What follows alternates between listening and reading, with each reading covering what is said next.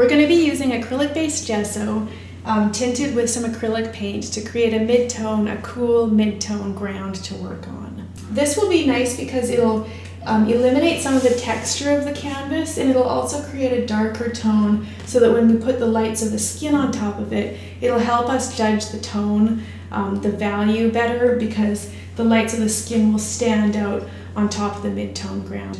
Whereas if I just put the lights onto the white canvas, they would read tonally as darker, and it would, be a little bit trickier. We're going to be using an acrylic-based gesso to create the mid-tone ground that we'll be working on. This is just white acrylic gesso, which we'll just pour some of that out. And we're going to tint it using acrylic-based paint.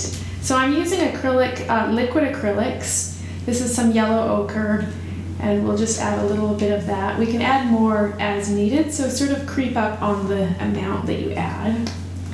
And a little bit of black acrylic paint.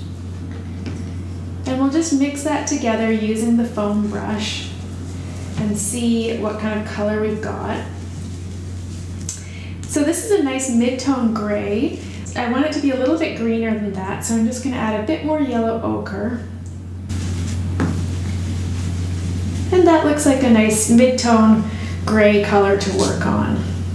So using this foam brush, you can just start to apply the gesso to your canvas and change the direction of the brush stroke as you go.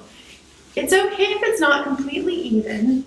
In fact, that is actually even a little bit more beautiful and can create some nice variety. You want to avoid doing strokes that are like side to side like that, as that can be sort of flat. Instead, just have the brush direction change up a little. And I'll just sometimes brush lightly across it, just flattening out any ridges that I see. There, and I think that'll be a good ground to work on. So let it dry thoroughly, give it about 20 minutes.